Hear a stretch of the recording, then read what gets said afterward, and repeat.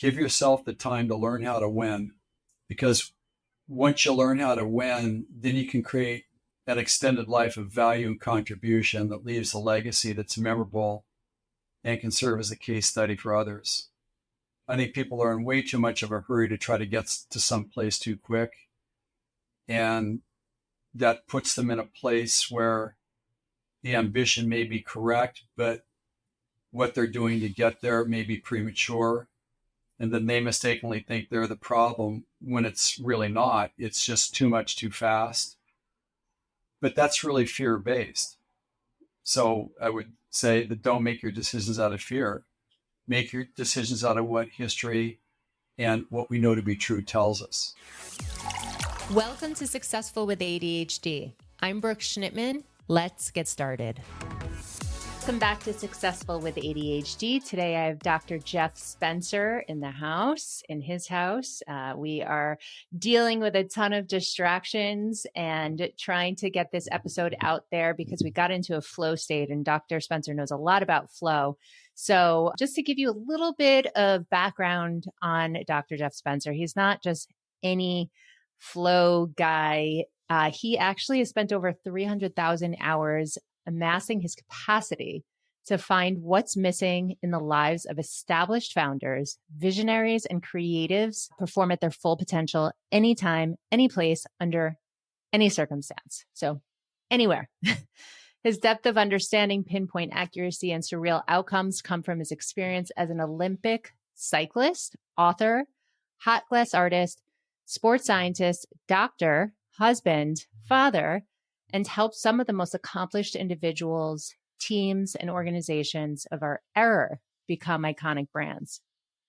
He has helped athletes win over 40 gold medals, executives dominate their industries, and artists become household names. His recipe to make winning big than normal is simple. And he's found the missing pieces, he plugs the holes, and the genius to make it all flow. So he is no stranger to the ADHD community. Some of his most notable clients include Tiger Woods, U2, Nike, Hitachi, Bulletproof. His proudest achievement is the raising of his adopted daughter, Kin, and his wife, Christina. Warm welcome, Jeff. Well, thank you. Great to be here. Yes. So we were talking a little bit before we hopped on here. There is so much that crosses over between being an elite performer, getting into your flow state, having ADHD. Before we go there, what to you defines an elite performer? An elite performer is someone that has a set of attributes and traits that allow them to do extraordinary things. I think we all have that in some way, shape, or form, some cognitive, others physical. To me, it really doesn't matter. You know, there's only one of us in all of creation, and I kind of lump us into all having that level of potential. It's just a matter of how we're able to access that and how we're able to cultivate and grow it over the course of a lifetime. Okay, fair enough. So you, as I mentioned, have had and have some big name clients who have ADHD. We mentioned Tiger Woods, Richard Branson, Dave Asprey. How do you keep someone motivated? Or can you?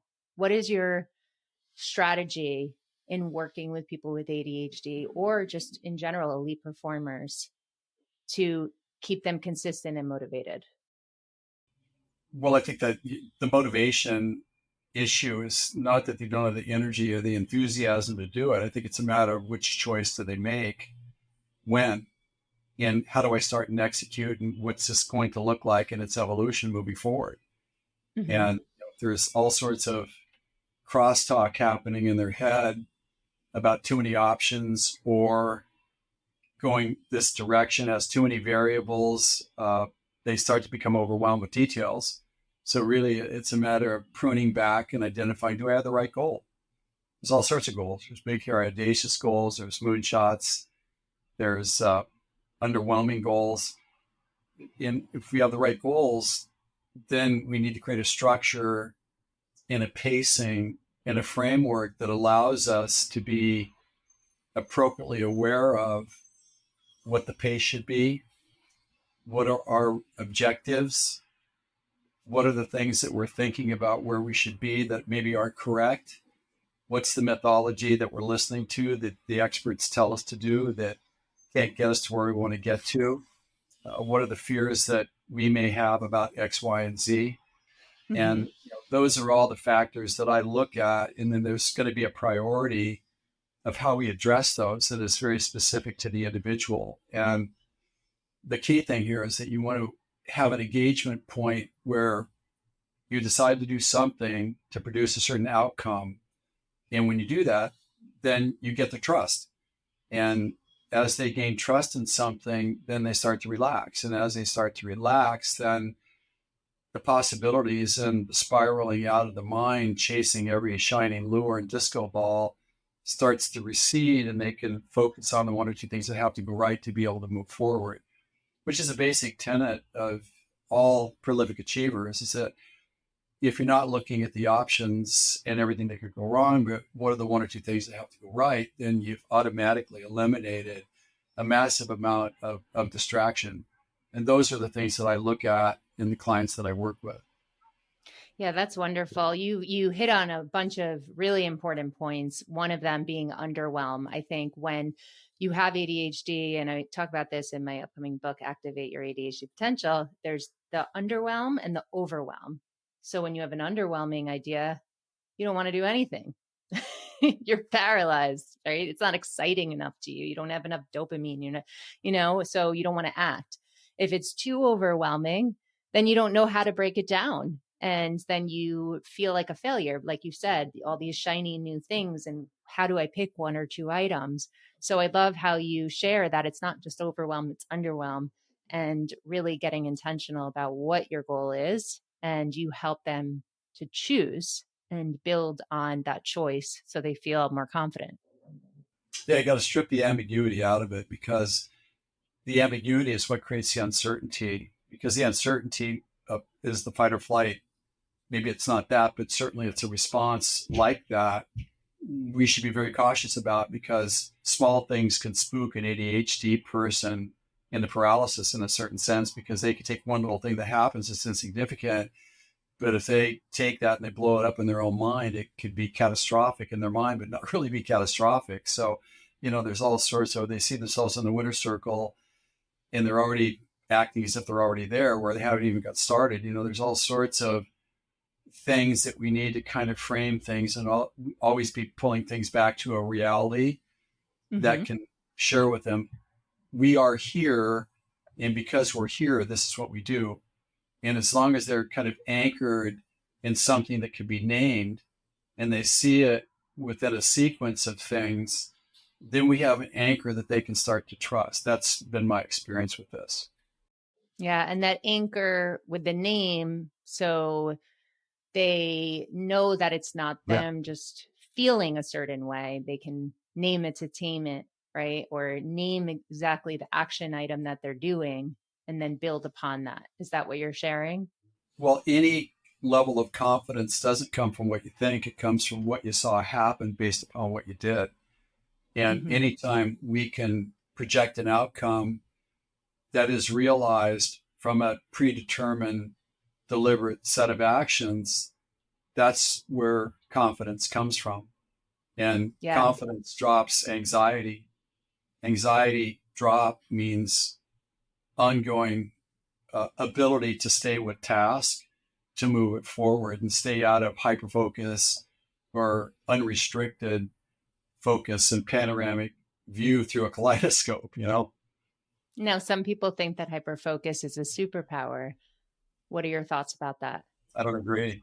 I think it's your enemy, quite honestly, because hyperfocus, cone focus is on one thing. And maybe that's true in a certain sense for completing a cycle of action in front of you. But outside the cone of focus, we still have another, 280 degrees of peripheral vision where things are happening. And in the peripheral vision outside the cone focus, that's where better opportunities and ideas show up. That's where previews of catastrophe are starting to show up and starting to grow, where we can see them in advance and avoid preventable problems. So I think it's complete mythology. And a lot of times the hyperfocus causes us to obsess and we don't see the pothole in the road. So I'm not buying that as a prescription. I get what they're saying, but I think simultaneously you have to have kind of a chameleon eyes on this, one eye on the task in front, the other eye in the peripheral gaze to see opportunity and to avoid preventable problems.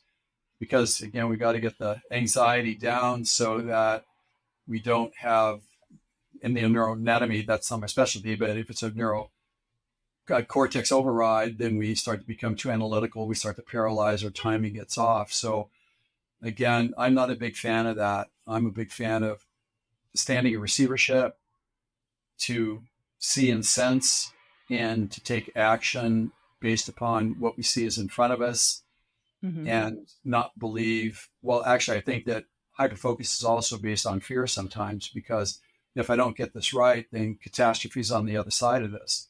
So we go in there, we make something way too important, and then we botch the simplest thing.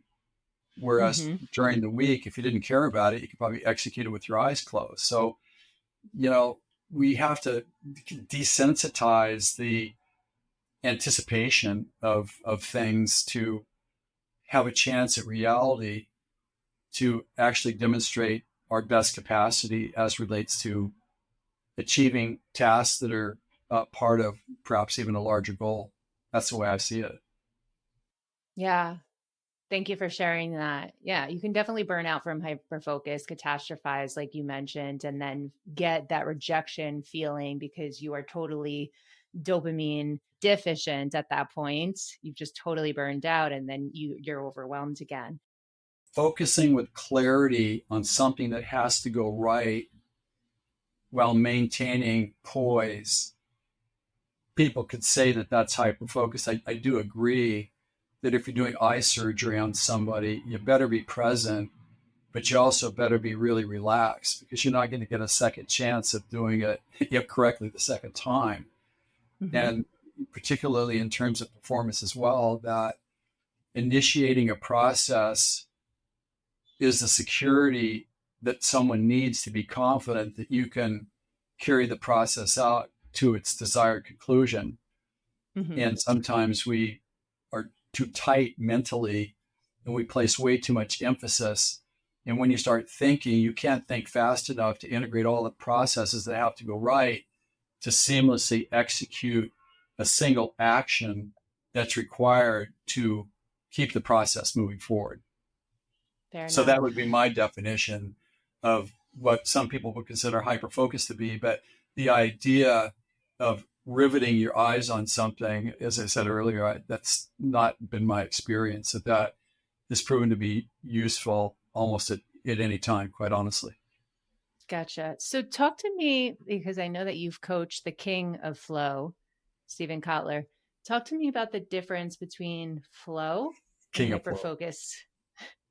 Well, there's two different things. I mean, one could be neurologic through the classic nervous system, and everybody thinks the nervous system is everything, that it controls and coordinates every structure and function of the body. But that's not true, because the nervous system doesn't go everywhere. It's not attached to everything.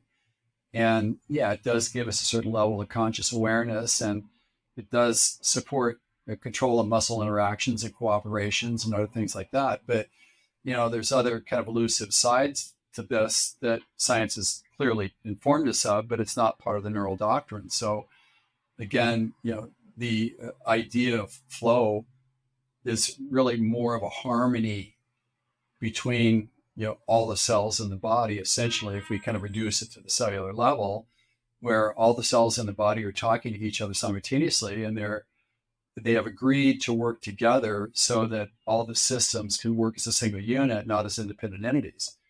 And when we come from that place of unity, then performing greater than the sum of the parts is possible. Okay. It's really the same biology as spontaneous healing, because when all the parts of the body are in synchronicity, then you get an exponential result that's an emergent property of the harmony of all the parts there. So they're distinctly different. And when we talk about flow, again, we're talking about whole body. And there's a whole other level of science. I mean, one of the ways it's been very well established is that the way that all the cells talk to each other simultaneously is through light, because every cell generates light, 634 nanometers. That's kind of the universal cell little laser light that's in the visible light spectrum that carries information that allows the cells to talk to each other. So, if we get too much into the cognition side of it, then we kind of shut down that other channel. And I think everybody knows that one of the tenets of flow is that you got to get out of your Not head. thinking. Well, here's a really important part of that, because what we're thinking and what we're doing don't happen in real time. Like when I'm looking at you, I'm seeing you as you were a quarter of a second ago, because the science has been done that when an image shows up and it takes a quarter of a second, that's a lot of time for us to kind of register that through the optic nerve. When my foot hits the ground, if you time it, it really happens in a half a second, but somehow I experience it in real time, where the nervous system has kind of rearranged things in time.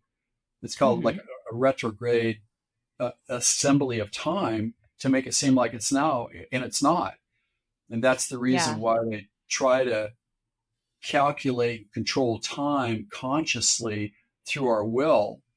We can't sometimes even do the simplest tasks. You have a figure skater that in practice, when they're not caring about anything and they're executing, they do a quadruple whatever. And then when they get into competition, man, I got to do this really well now. I got to control this, man. I got to make sure everything happens in perfect timing. No, the anxiety turns. Yeah, and they try to think their way through it, but the neurologic time is not real time. And so the timing is completely off, and they fall, and everybody looks, well, why did that happen? Well, because, flow and neural time are like two different things, quite honestly. And that's what you got to train, because it's hard for people to give up their idea of control. If I don't control this, then how's it going to happen? Well, that's why your preparation matters, because to the extent at which you prepare it and you trust your preparation will determine the flow or the integration of all the body parts to create a movement that represents the capacity of the entire body. So you are talking to the scientists out there. I know that for the layman's people who are listening, for the ADHD layman people, hopefully you got that. Look it up if you don't understand what Dr. Spencer is talking about. But it is important to understand the neuroscience behind flow. Stephen Kotler wrote a great book, The Rise of Superman. And that would be a really good book to read to get some insight into that. Stephen is a wonderful human being, and it's a beautiful book that he put together. I've taken his course. So I am a hard charger, and I also get flow from starting my mornings just relaxed and doing something that's constant, like, reading a book or nothing that is chaotic. I think that a lot of us ADHDers are hard chargers, where we need intensity to get us into a flow state.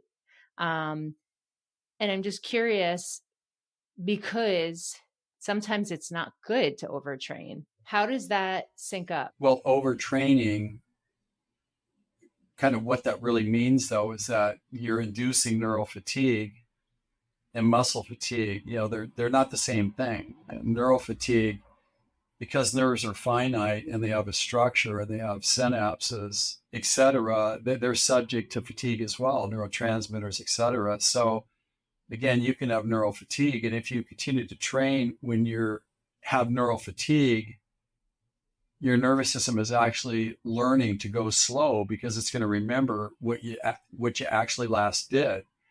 It's always better to walk away at the first sign that you're starting to slow down a little bit, because you don't want the body to remember slow. Like in athletics or in life itself, a split second can be life or death, quite honestly. In a car, how fast you turn away from a guy that runs a red light.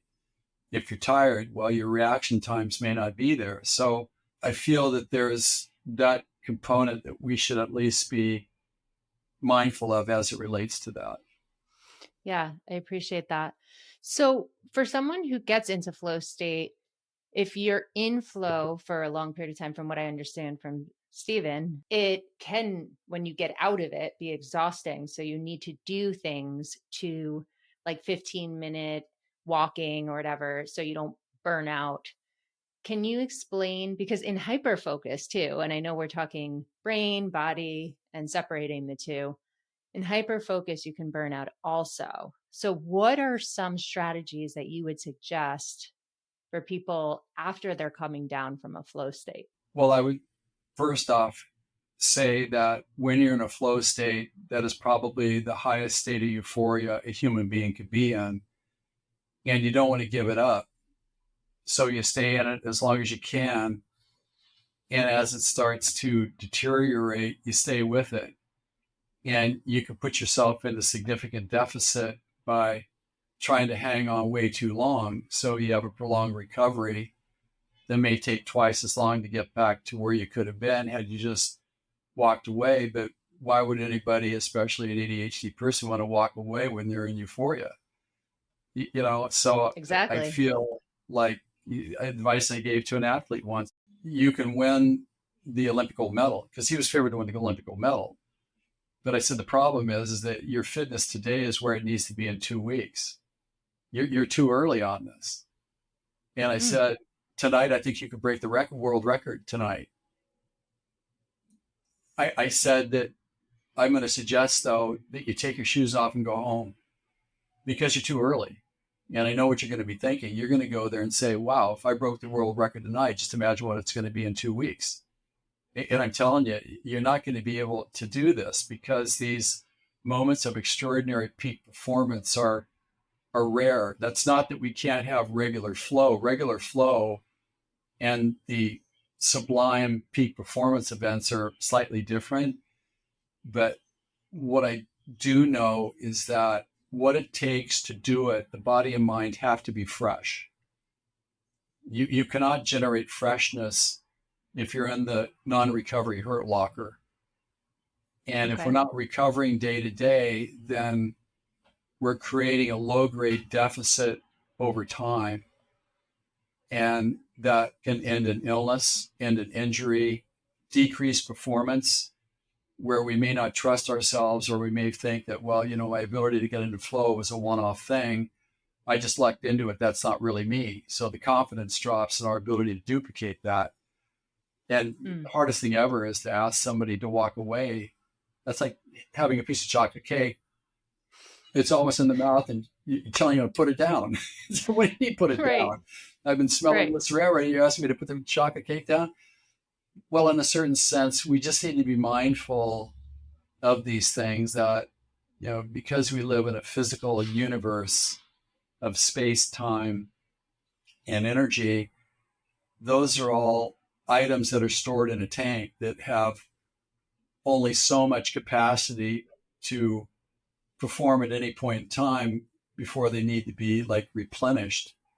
And it's important that we replenish it before we need to replenish it, because if we don't do it regularly and periodically, then, you could have adrenal burnout, all sorts of things that would require a forced layoff of significance to be able to get it back.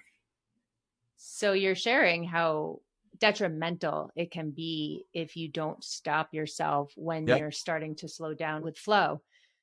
How does someone recognize, physiologically, that their flow is slowing down?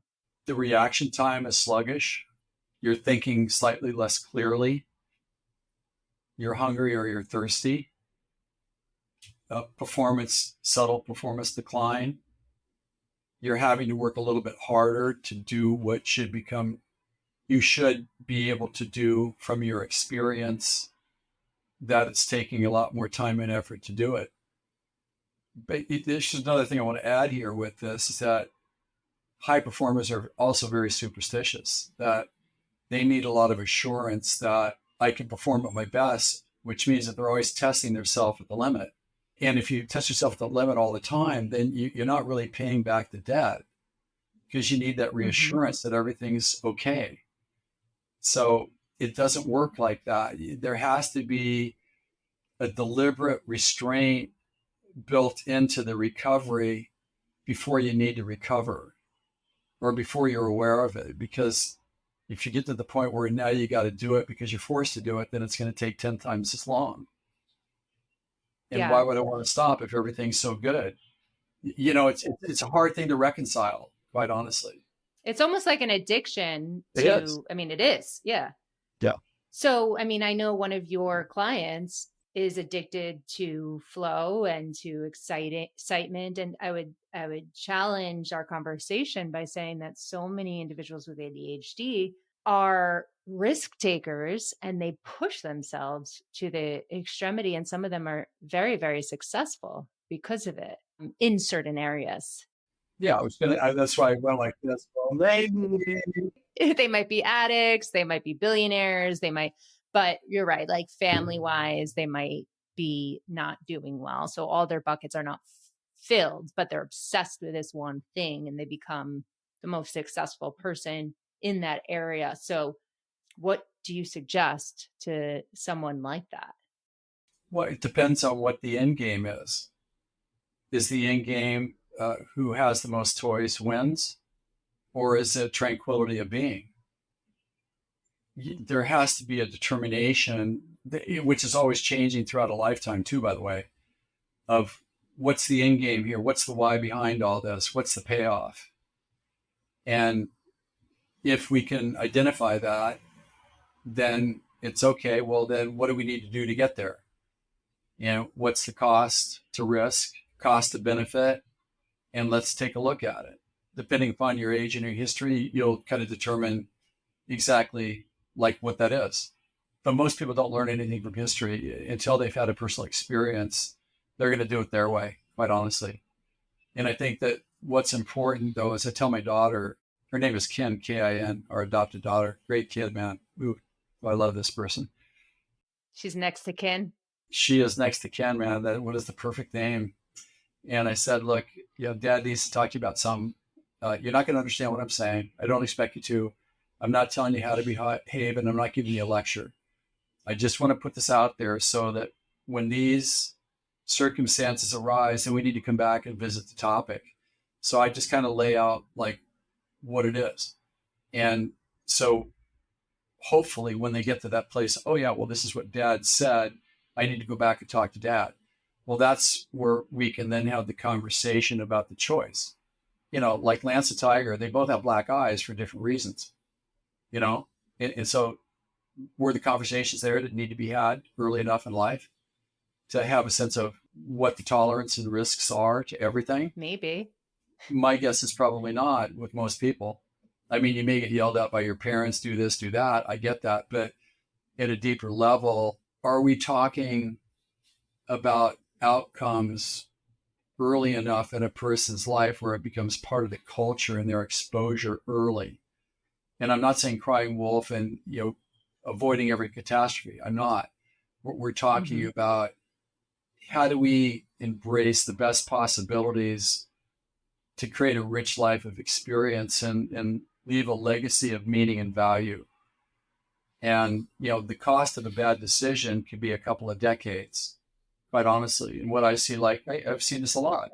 No, I see this. I mean, people, they blow themselves up by pushing too hard, too long, not enough sleep, thinking they can outrun the boogeyman. And then somewhere between 38 and 42, it's either a heart attack or a stroke.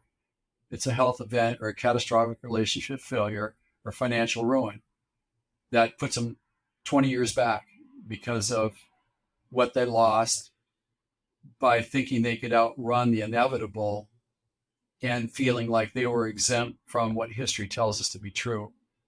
And so I feel, quite honestly, many of these conversations, they don't happen early enough in life, but it can't be done in a lecture style. And you as a parent, you better be a great example of what you're talking about, to make it real. Life is an ongoing evolution, and there are some really important things that are really valuable that I think people need to know about in today's world that puts them at choice in a way that represents what life and life reality really is. I'm not a scientist. Well, I guess I sort of am in my own way, but my job is as an empirical investigator of human potential that's been entrusted by many top achievers to craft the path for them forward to manifest their best, but also to perpetuate that over time to create a legacy of value and contribution. History tells us a lot, and history doesn't lie, but our mind and our emotions do play tricks on us, through bias.